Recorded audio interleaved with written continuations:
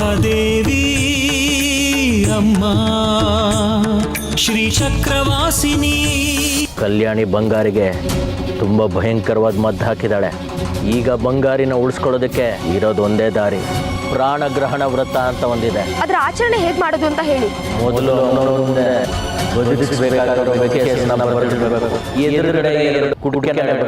ಒಂದು ಕುಡುಕೆಯಲ್ಲಿ ತೀರ್ಥ, ಇನ್ನೊಂದು ಕುಡುಕೆಯಲ್ಲಿ ವಿಷಾನ ಬಿಡಬೇಕು.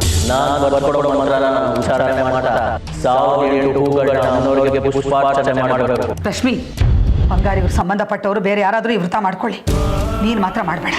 ಆದ್ರೆ ಬಂಗಾರಿ ಅವ್ರನ್ನ ಉಳಿಸ್ಕೋಬೇಕಾದ್ರೆ ಯಾರಾದ್ರೂ ಒಬ್ರು ವ್ರತ ಮಾಡ್ಲೇಬೇಕಲ್ಲ, ಯಾರು ಮಾಡ್ತಾರೆ? ನಾನ್ ಮಾಡ್ತೀನಿ ರಶ್ಮಿ ಅಮ್ಮ.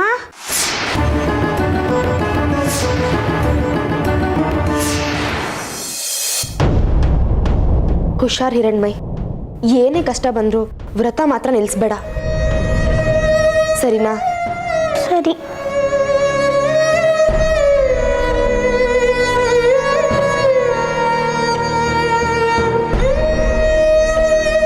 ನಡಿ ಹೋಗೋಣ.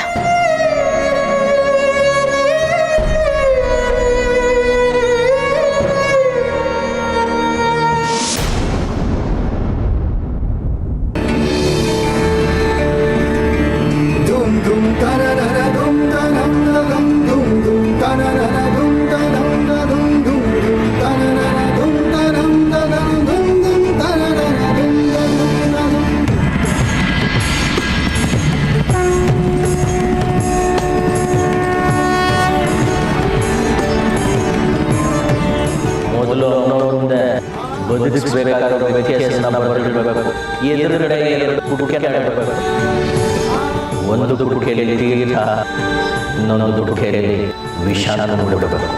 ನಾನು ಬರ್ಕೊಡೋ ಮಂತ್ರನ ಉಚ್ಚಾರಣೆ ಮಾಡ್ತಾ 1007 ಹೂಗಳನ್ನ ಅನ್ನೋರಿಗೆ ಪುಷ್ಪಾರ್ಚನೆ ಮಾಡಬೇಕು.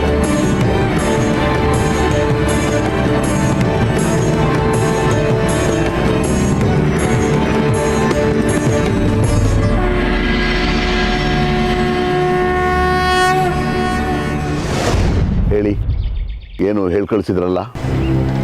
ಈಗ ಹಿರಣ್ಮಯಿ ತನ್ನ ತಂದೆಗೋಸ್ಕರ ಪ್ರಾಣಗ್ರಹಣ ವ್ರತ ಮಾಡೋದಕ್ಕೆ ಹೊರಟಿದ್ದಾಳೆ. ಹಾಗೊಂದು ವೇಳೆ ವ್ರತ ಮಾಡ್ತಾ ಆಕಸ್ಮಿಕವಾಗಿ ಅವಳು ಪ್ರಾಣ ಹೋಗ್ಬಿಟ್ರೆ ಅವಳಲ್ಲಿ ಅಡಗಿರೋ ಶ್ರೀಚಕ್ರದ ಗತಿ ಏನಾಗುತ್ತೆ?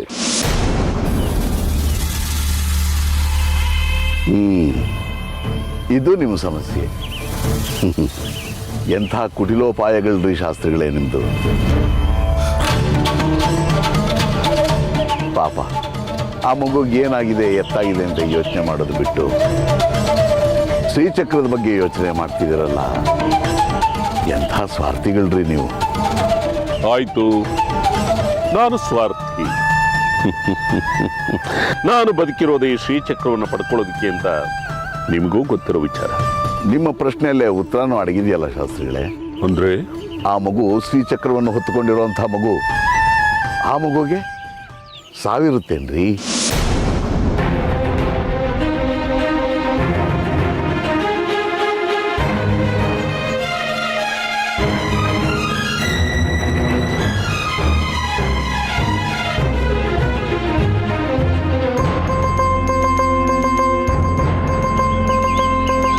ಜನ್ಮ ಪ್ರಭೃತಿ ದೇವೇಶಿ ಜನೋಯಂ ತ್ವದು ಪ್ರಾಶಿತಃ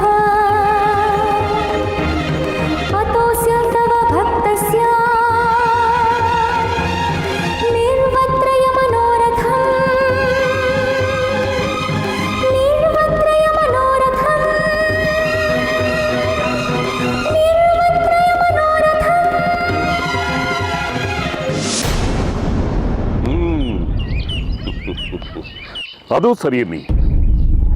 ಇನ್ನೂ 1000 ದೇವರುಗಳು ಹುಟ್ಕೊಳ್ಳೋಕ್ಕೆ ಹೊರತು ಹುಟ್ಕೊಂಡಿರೋ ದೇವರಿಗೆ ಸಾವಿಲ್ಲ. ಹಾಗಿದ್ಮೇಲೆ ಆ ಶ್ರೀಚಕ್ರ ಖಂಡಿತ ಮಗುವಿನಿಂದ ಹೊರಗಡೆ ಬಂದೇ ಬರುತ್ತೆ. ಆದರೆ ಆ ಶ್ರೀಚಕ್ರ ನಿಮಗೆ ದಕ್ಕುತ್ತೋ ಇಲ್ವೋ ನನಗೆ ಗೊತ್ತಿಲ್ಲ.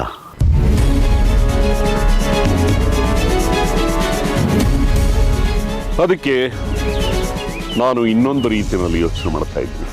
ಆಯಿತು, ಅದೆಲ್ಲ ಇರಲಿ. ಈಗ ನಿಮ್ಮ ಯೋಚನೆ ಏನು, ಯೋಜನೆ ಏನು, ಮೊದಲದನ್ನು ಹೇಳಿ. ಹಿರಣ್ಮಯಿ ಮಾಡ್ತಾ ಇರೋ ಪ್ರಾಣಗ್ರಹಣ ವ್ರತವನ್ನು ತಪ್ಪಿಸಿ ಅವಳನ್ನ ನನ್ನ ಸುಪರ್ದಿಗೆ ಕರ್ಕ ಮಾಡೋಣ ಅನ್ಕೊಳ್ಳಿ.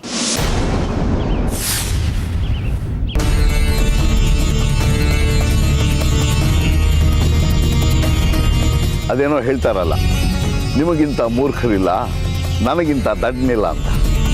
ಹಾಗಾಯ್ತು ನಿಮ್ಮ ಕಥೆ.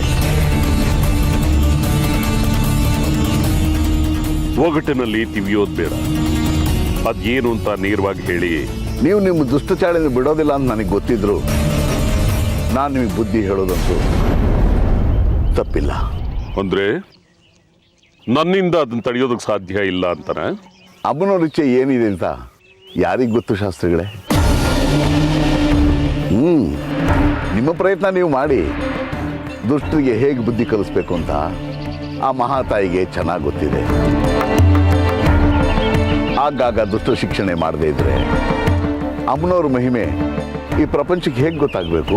ಸಾಕು ನಿಮ್ಮ ವೇದಾಂತ. ಇದು ಪ್ರಯತ್ನ ಅಲ್ಲ, ನನ್ನ ಆದೇಶ. ನನ್ನ ಆದೇಶ ಅಂದ್ರೆ ಇಡೀ ಚಕ್ರಾಪುರಿಯ ಶಾಸನ. ನೋಡ್ತಾ ಇರಿ, ಆ ಹಿರಣ್ಣಮೈನ ಹೇಗೆ ಹೆಡೆ ಮುರಿ ಕಟ್ಟಿ ಎಳೆದು ತರ್ತೀನಿ ಅಂತ.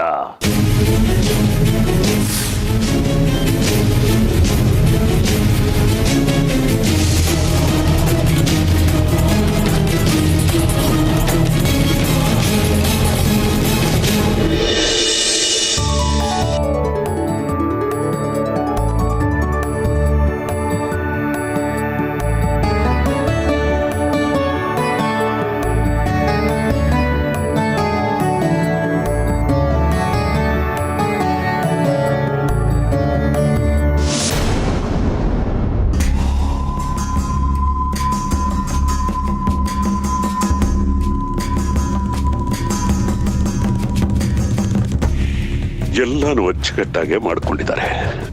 ಈ ವ್ರತ ಪೂರ್ತಿಯಾದ್ರೆ ಈ ಹುಡುಗಿಗೆ ಇನ್ನೂ ದಿವ್ಯ ಶಕ್ತಿ ಬರುತ್ತೆ. ಈಗಲೇ ಇವಳನ್ನ ಹಿಡಿಯೋದಕ್ಕಾಗ್ತಾ ಇಲ್ಲ. ಇನ್ನು ವ್ರತ ಪೂರ್ತಿಯಾದ ಮೇಲೆ ಇವಳಿಗೆ ಇನ್ನೂ ಹೆಚ್ಚು ಶಕ್ತಿ ಸಿದ್ಧಿಸುತ್ತೆ.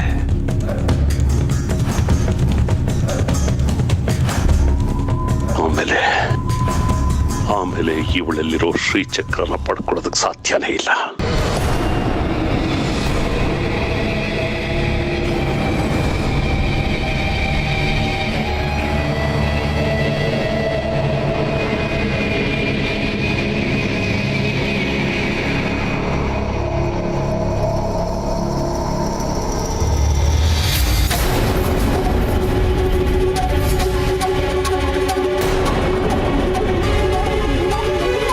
ರಾಜಲಕ್ಷ್ಮಿಯವರೇ, ಏನು ಮಾಡ್ತಾ ಇದ್ದೀರಿ ನೀವು? ಏನು ಮಾಡ್ತಾ ಇದ್ದೀನಿ ಇನ್ನೂ ಅರಿವಿದೆಯಾ ನಿಮಗೆ? ಯಾಕೆ ವಿರೂಪಾಕ್ಷ ಶಾಸ್ತ್ರಿಗಳೇ, ಏನಾಯ್ತು? ನಮ್ಮ ಬಂಗಾರಿ ಪ್ರಾಣಾಪಾಯದಲ್ಲಿದ್ದಾನೆ, ಅದಕ್ಕೆ ಪ್ರಾಣಗ್ರಹಣ ಪೂಜೆ ಮಾಡ್ತಾ ಇದ್ದೀವಿ. ಅದೇ, ಈ ಊರಿನಲ್ಲಿ ಪೂಜೆ ಪುನಸ್ಕಾರ ಯಜ್ಞ ಯಾಗಾದಿ ಹೋಮ ಹವನಗಳು ನಡಿಬೇಕು ಅಂತಾದ್ರೂ ನಮ್ಮ ದೇವಸ್ಥಾನದ ಆಡಳಿತ ಮಂಡಳಿಯ ಅನುಮತಿ ಪಡಿಬೇಕು, ಪರವಾನಗಿ ಪಡಿಬೇಕು ಅಂತ ನಿಮಗೆ ಗೊತ್ತಿಲ್ಲ? ಯಾವ ಒಟ್ಟುನೂ ಇಲ್ಲದೆ, ಪುರೋಹಿತನೂ ಇಲ್ಲದೆ, ಮಾರ್ಗದರ್ಶಕನೂ ಇಲ್ಲದೆ ನೀವೇ ಎಲ್ಲ ಮಾಡ್ಕೊಳ್ಳೋದಾದ್ರೆ ಈ ದೇವಸ್ಥಾನ ಯಾಕಿರ್ಬೇಕು? ಆಡಳಿತ ಮಂಡಳಿ ಯಾಕಿರ್ಬೇಕು?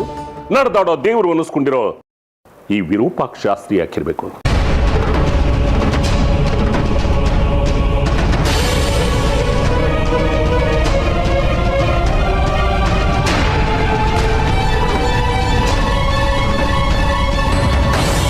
ಇದೇನು ಶಾಸ್ತ್ರಿಗಳೇ, ನೀವೇ ಹೇಳ್ತಿದ್ದೀರಾ? ಯಾರು ಎಲ್ಲೇ ನಿಂತು ಅಮ್ಮನವ್ರನ್ನ ಸ್ಮರಿಸಿದ್ರು ಆ ತಾಯಿ ಕಾಪಾಡ್ತಾಳೆ ಅಂತ ನೀವೇ ಹೇಳ್ತಿದ್ರಿ ಅಲ್ವಾ? ನೀವೇ ದೇವಸ್ಥಾನದಲ್ಲಿ ಹರಿಕಥಾ ಉಪನ್ಯಾಸ ಮಾಡಿಸ್ತಿದ್ರಿ ಅಲ್ವಾ? ಅದು ಬೇರೆ ಮಾತು. ಅದು ಕೈ ಮುಗಿದು ಸ್ಮರಿಸೋದಕ್ಕೆ ಮಾತ್ರ ಅಷ್ಟೇ. ಆದ್ರೆ ಇಂಥ ದೊಡ್ಡ ದೊಡ್ಡ ಪೂಜೆ ಮಾಡಬೇಕು ಅಂತ ಅಂದ್ರೆ ನಮ್ಮಂತ ಹಿರಿಯರ ಅನುಮತಿ ಮಾರ್ಗದರ್ಶನ ಬೇಕು ಅಂತ ನಿಮ್ಗೆ ಅನ್ನಿಸ್ಲಿಲ್ವಾ? ಆ ಶ್ರೀಚಕ್ರ ಅಲ್ಲದೆ ಇಂಥ ಚಿಕ್ಕ ಮಗುನ ಹೋಗಿ ಪ್ರಾಣಗ್ರಹಣ ವ್ರತಕ್ಕೆ ಕೂರಿಸಿದ್ರಲ್ಲ, ನಿಮ್ಗೆ ಏನಾದ್ರು ಬುದ್ಧಿ ಇದೆಯಾ ರಾಜಲಕ್ಷ್ಮಿಯವರೇ? ಹುಟ್ಟದಾಗ್ಲಿಂದ ಇದೇ ಊರಿನಲ್ಲಿದ್ದೀರಾ? ಅದು ಅಲ್ಲದೆ ಈ ಚಕ್ರಾಪುರಿಯ ಅಮ್ಮನವರ ದೇವಸ್ಥಾನದ ರೀತಿ ನಿವಾಸಗಳು ನಿಮಗೆ ಗೊತ್ತಿಲ್ವಾ? ನೋಡಿ ಶಾಸ್ತ್ರಿಗಳೇ, ನಮ್ಮ ಬಂಗಾರಿ ಸಾವು ಬದುಕಿನ ಹೋರಾಡ್ತಲಿದ್ದಾನೆ. ಅವನ್ನ ಉಳಿಸ್ಕೊಳ್ಳೋದಷ್ಟೇ ನಮಗೆ ಮುಖ್ಯ. ಅದಕ್ಕಾಗಿ ಪೂಜೆ ಮಾಡ್ತಿದ್ದೀವಿ. ನೋಡಿ ಶಾಸ್ತ್ರಿಗಳೇ, ನಾವು ಮಾಡ್ತಿರೋದು ತಪ್ಪು ಅಂತ ಅನ್ಸಿದ್ರೆ ನಮ್ಮನ್ನ ಈ ಊರಿಂದಲೇ ಬಹಿಷ್ಕಾರ ಹಾಕ್ಸಿ. ಆದ್ರೆ ಈ ಪೂಜೆ ಮಾತ್ರ ನಿಲ್ಲಿಸ್ಬೇಡಿ.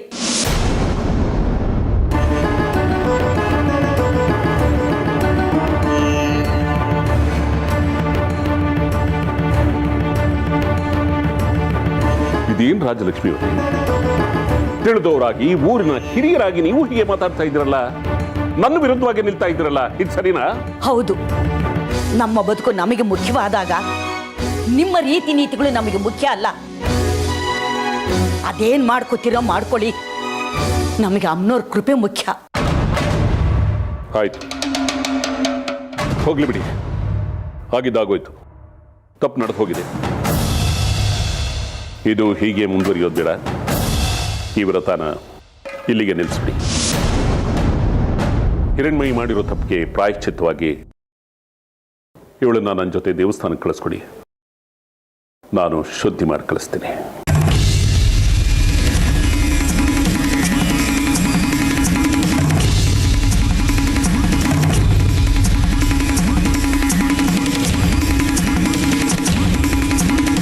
ನೋಡಿ, ಈ ಪ್ರಾಣಗ್ರಹಣದ ಪೂಜಾ ವಿಧಾನ ಹೇಳ್ಕೊಟ್ಟಿದ್ದು ನಿಮ್ಮ ಮಗ ಚಂದ್ರಾಧರ. ಆತ ನಮ್ಮ ಪಾಲಿಗೆ ದೇವರಾದ್ರೆ ನೀವು ಅವನ ತಂದೆಯಾಗಿ ರಾಕ್ಷಸರಾಗಬೇಡಿ. ದಯವಿಟ್ಟು ಈ ಪೂಜೆ ಮಾಡೋದಕ್ಕೆ ಅವಕಾಶ ಮಾಡಿಕೊಡಿ. ಆಮೇಲೆ ನಾವೆಲ್ಲ ಕುಂತು ಚರ್ಚೆ ಮಾಡೋಣ. ಬಹಳ ಹಠಕ್ಕೆ ಬಿದ್ದಿದ್ದೀರಿ ನೀವು ರಾಜಲಕ್ಷ್ಮಿಯವರೇ. ಇದು ಸರಿಯಲ್ಲ. ಈ ಊರಿನ ಪದ್ಧತಿಯನ್ನ ಗೌರವಿಸೋದನ್ನ ಮೊದಲು ಕಲೀರಿ. ನಿಲ್ಸಿ ಈ ವ್ರತನ. ಕಳಿಸ್ಕೊಡಿ ಹಿರಣ್ಮಯಿ ನನ್ನ ಜೊತೆ. ಕರ್ಕೊಂಡು ಹೋಗಿ ನೋಡೋಣ. ಅವಳು ಅಮ್ನೂರ್ ಮುಂದೆ ಕೂತಿದ್ದಾಳೆ. ಅವಳು ದೈವಿ ಮಗು ಅನ್ನೋದು ನಿಮಗೂ ಗೊತ್ತಿದೆ. ಅದೇ ಪೂಜೆ ನಿಲ್ಲಿಸಿರೋ ನಾನು ನೋಡ್ತೀನಿ.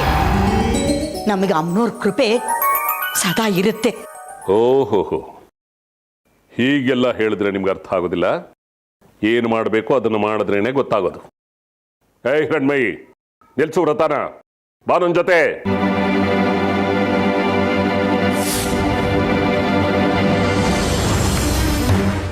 ಹಿರಣ್ಮಯಿ, ನಿಲ್ಸೋ ಪೂಜೆನ. ಬಾ ನನ್ನ ಜೊತೆ.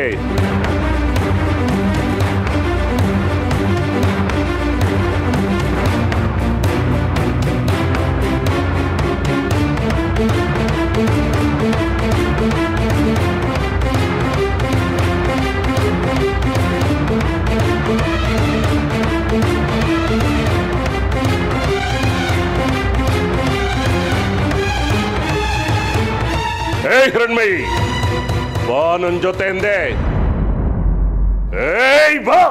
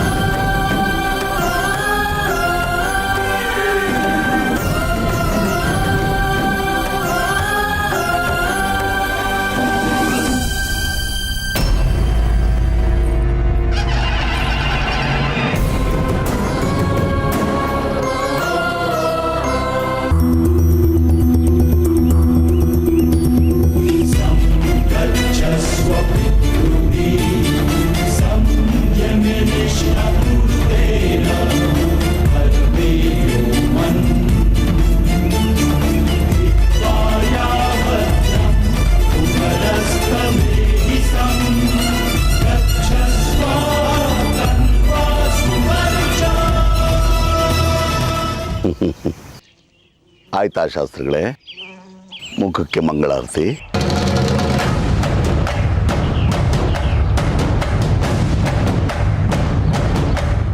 ಹೇಳ್ತೀನಿ ಅಮ್ಮನವ್ರ ತಂಟೆಗೆ ಹೋಗಬೇಡಿ ಶಾಸ್ತ್ರಿಗಳೇ ಅಂತ. ನನ್ನ ಮಾತನ್ನೇ ಕೇಳಲ್ಲ. ನಿಮಗೆ ಈ ಜನ್ಮದಲ್ಲಿ ಬುದ್ಧಿ ಬರೋದಿಲ್ಲ ಬಿಡಿ. ಯಾವ ಗಳಿಗೆಯಲ್ಲಿ ನೀವು ನನಗೆ ಗಂಟು ಬಿದ್ರೋ ಏನು? ಆಗ್ಲೇ ಶುರುವಾಯ್ತು ನೋಡಿ ಈ ವಿರೂಪಾಕ್ಷ ಶಾಸ್ತ್ರಿಗೆ ಶನಿ ಕಾಟ. ಆಯ್ತಪ್ಪ, ನಾನು ಶನಿನೇ. ಈ ಶನಿ ಕಾಟ ಗೊತ್ತಿದ್ದವ್ರು ಏನು ಮಾಡ್ತಾರೆ ಹೇಳಿ? ಅವನಿಂದ ಏನು ತೊಂದರೆ ಆಗದೆ ಇರಲಿ ಅಂತ ಅವನ ಮಾತನ್ನು ಕೇಳ್ತಾರೆ. ನೀವು ಯಾವತ್ತಾದರೂ ನನ್ನ ಮಾತನ್ನ ಕೇಳಿದರ ಶಾಸ್ತ್ರಿಗಳೇ? ಕೇಳಲ್ಲ ರೀ, ಕೇಳಲ್ಲ. ಸುತ್ರಾಮ್ ನಿಮ್ಮ ಮಾತು ಕೇಳೋದಿಲ್ಲ. ನನಗೆ ಗೊತ್ತಿದೆ ಶ್ರೀಚಕ್ರನ ಹೇಗೆ ಪಡ್ಕೋಬೇಕು. ಆ ದೈವ ಶಿಶು ಹಿರಣ್ಮಯಿ ದೃಷ್ಟಿನೇ ತಡ್ಕೊಳಕ್ಕಾಗಲ್ಲ ನಿಮಗೆ. ಇನ್ನು ಆ ಶ್ರೀಚಕ್ರದ ಪ್ರಭೆಯನ್ನ ತಡ್ಕೊಳ್ಳೋದಕ್ಕಾಗುತ್ತೇನ್ರಿ ನಿಮಗೆ?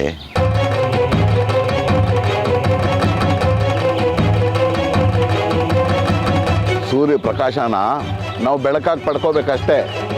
ನಾನೇ ಸೂರ್ಯ ಆಗ್ತೀನಿ ಅಂತ ಅವನನ್ನು ದಿಟ್ಟಿಸ್ ನೋಡಿದ್ರೆ ಕಣ್ಣು ಕಳ್ಕೊಳ್ತೀರಿ ಅಷ್ಟೇ.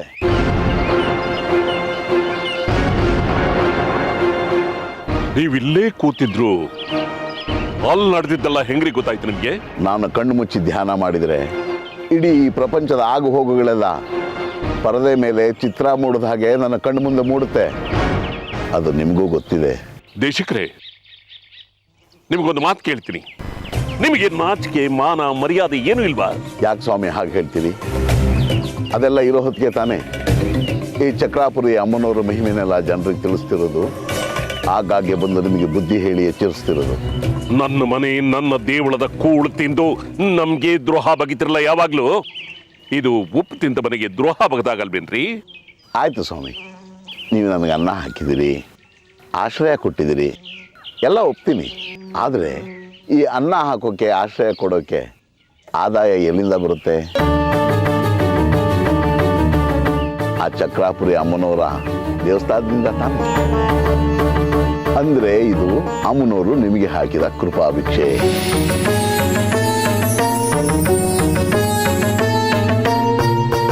ನಿಮಗೆ ಹಾಕಿದ ಆ ಕೃಪಾ ಭಿಕ್ಷೆಯಲ್ಲಿ ನನಗೂ ಕೊಂಚ ಪಾಲು ಕೊಡ್ತಾ ಇದ್ದೀನಿ ಅಲ್ವೇ?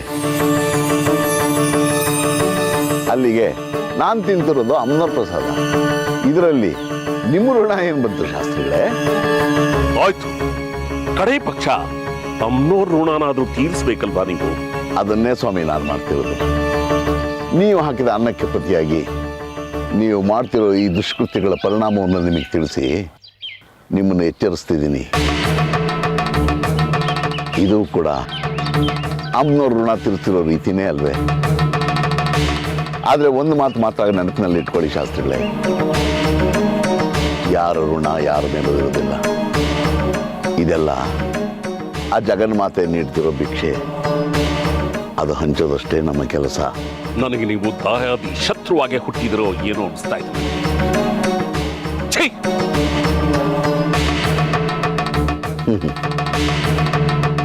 ಯಾರು ಹೇಳಿದ್ರು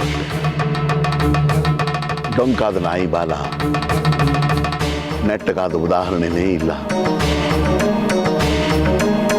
ತಾಯಿ ಜಗನ್ಮಾತ.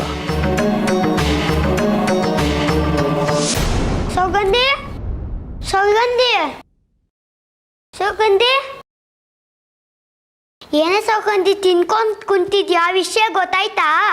ಏನೋ ಅದು ನನಗೆ ಗೊತ್ತಿಲ್ದಿರೋ ವಿಷಯ. ಇಡೀ ಊರಿಗೆ ಗೊತ್ತು. ನಿಂಗೆ ಗೊತ್ತಿಲ್ಲ ಅಂದ್ರೆ ನೀನ್ ಎಷ್ಟು ದೊಡ್ಡ ಅಂತ ಗೊತ್ತಾಗ್ತಿದೆ. ಈಗ ವಿಷಯ ಹೇಳ್ತೀಯ ಅಥವಾ ಇದ್ರೆ ಬಾರಿಸ್ಲಾ? ಅದಕ್ಕೆ ಯಾಕೆ ಸಿಟ್ ಮಾಡ್ಕೊಂತೀಯ? ವಿಷಯ ಗೊತ್ತಾಗಿ ಸಹಾಯ ಕೇಳ್ತೀಯ ಅಂತ ಅನ್ಕೊಂಡೆ. ಅಂದ್ರೆ ನಿಂಗೇನು ಗೊತ್ತಿಲ್ಲ ಅನ್ನಂಗಾಯ್ತು. ಹೌದು, ನಾನ್ ದಡ್ಡಿ. ನನ್ ಮುಂದೆ ನಿನ್ಕೋಬೇಡ, ಹೋಗ್ತಾ ಇರು. ಆಯ್ತು ಬಿಡಿ, ನನ್ಗೂ ನಿಂಗೂ ಯಾಕೆ ಜಗಳ? ಹೋಗ್ಲಿ, ಹಿರಣ್ಮಯ್ಯವರಪ್ಪ ಹಾಸ್ಪಿಟ್ಲಲ್ ಇರೋದು ಗೊತ್ತಾ? ಗೊತ್ತಿಲ್ದೇನು, ಉಳಿಯೋದೇ ಕಷ್ಟ ಅಂತೆ. ಹಿರಣ್ಮಯ್ಯವ್ರ ಅಪ್ಪಂಗೋಸ್ಕರ ಪೂಜೆ ಮಾಡ್ತಿದ್ದಾಳಂತೆ.